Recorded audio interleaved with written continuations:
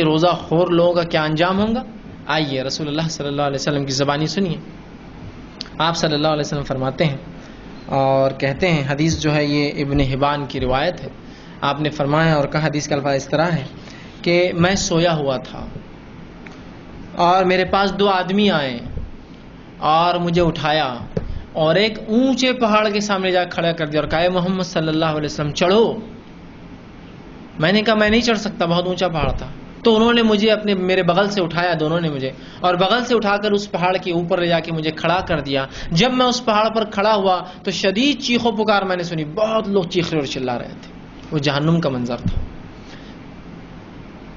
اور بہت چیخ و پکار تھی. میں نے دیکھا کچھ لوگ الٹے لٹکے ہوئے تھے، پیر اوپر تھے اور سر نیچے تھا، اور فرشتے ان کے جبڑوں کو چیر رہے تھے ہونٹوں سے پیچھے کی طرف، اور ان کے منہ سے خون گر رہا تھا. میں نے کہا یہ کون لوگ ہیں جن کو یہ سزا دی جا رہی ہے؟ تو کہا محمد صلی اللہ علیہ وسلم، یہ آپ کی امت کے وہ لوگ ہیں جو روزہ نہیں رکھتے تھے اور کھاتے تھے، افطار کرتے تھے، مطلب کھانا کھاتے تھے لیکن روزہ نہیں رکھتے تھے، اس لیے ان کے ساتھ یہ سلوک کیا جا رہا ہے. اندازہ لگائیے، سب سے پہلی چیز جہنم میں ہونا خود آگ میں ہونا ہے. جہنم کا ہر عذاب آگ کے اندر ہی ہوتا ہے. جہنم میں ہونا آگ میں ہونا ہے.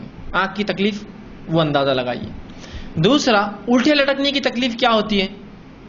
کبھی کسی نے محسوس کیا ہو تو اسے ہی پتا ہوگا.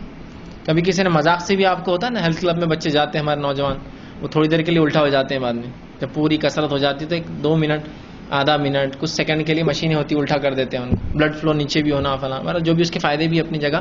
زیادہ ہوگا تو آدمی خراب، نقصان اس کے، بلکہ خون جم جائے گا سر میں. لیکن تھوڑا سا فائدے مند ہوتا ہے الٹا ہونا، تو وہ تھوڑی دیر کے لیے الٹا ہو جاتے ہیں. کوئی مذاق میں کبھی مشین کو لاک کر دے اور 1 منٹ الٹا کر دے تو اٹھنے کے بعد آدھا گھنٹہ سے سر گھومتا رہتا ہے آپ کا، ہے نا. تکلیف بہت ہوتی ہے الٹے لٹکنے کی، اس لیے کہ بلڈ فلو کیا ہوتا ہے معلوم آپ کو؟ دل کے لیے بہت مشکل ہوتا ہے بلڈ کو اوپر پمپ کرنا پیروں کی طرف. تو وہ کیا کرتا ہے، کمزور پڑ جاتا ہے اور پورے خون کو نیچے کی طرف چھوڑ دیتا ہے، لا کے پورا جسم کے نیچے، اس لیے لال ہو جاتا ہے آدمی اس سے. اب اندازہ لگائی الٹے لٹکنے کی تکلیف جہنم کی تکلیف. اور یہ بات آپ سب کو معلوم ہے کہ جب جبڑا چیرا جائے گا، بلڈ کا فلو پورا نیچے کی طرف ہے، خون ویسے ہی نیچے کی طرف دباؤ مار رہا ہے، اس لیے کیا الٹے لٹکے ہیں. اور اس پر کوئی آپ کا جبڑا چیر دے تو کیا رفتار سے خون باہر نکلیں گا، اندازہ لگا سکتے ہیں آپ؟ اور جب خون جسم سے نکلے گا تو کیا شدید تکلیفیں نسیں دیں گی. جب اس میں خون کم ہوگا تو پوری وینس کھینچنا شروع ہو جائیں گی. جس میں جب خون نہیں ہوگا تو نسیں پوری کھینچنا، ایک دم وہ پریشر میں آئیں گی، اس لیے کہ اس کی جان جانا شروع ہو جائیں گی، جسم ڈیتھ ہو جائے گا نا، اس لیے کہ اس کو آکسیجن نہیں ملے گا. تو خون نیچے کی طرف بہ رہا ہے، نسیں کیا تکلیف دیں گی، اندازہ لگائے اس کی شدید تکلیف کا. اور بالکل ایک انسان لٹک جائے اور خون نکل جائے تو کیا تڑپ کر موت آئیں گی اس کی، ہر خطرہ اس کی موت کو، اس کو دعوت. لیکن اس کے بعد پھر موت نہیں ہے، پھر لٹکے ہوئے رہیں گے، پھر جبڑے چیرے جائیں گے، پھر خون نکلیں گا، پھر مریں گے، پھر لٹکے ہوئے رہیں گے، پھر جبڑا چیرا جائیں گا، پھر خون نکلیں گا. اندازہ لیں، بہت سخت سزا ہے. سننا اچھا لگتا خالی ایسا سراسر یہاں الٹے لٹکے ہوئے. ذرا کبھی آدھا گھنٹہ لٹک کے دیکھیے، پتا چلتا ہو سکتا مر بھی جائے. آدھا گھنٹہ بہت لمبا وقت ہوتا لٹکنے کے، مر جاتا ہے.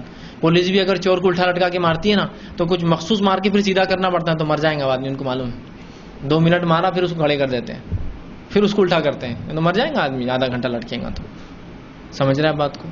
تو کتنی شدید تکلیف ہے. اللہ رب العزت اپنے بندوں سے بڑا محبت کرتا ہے.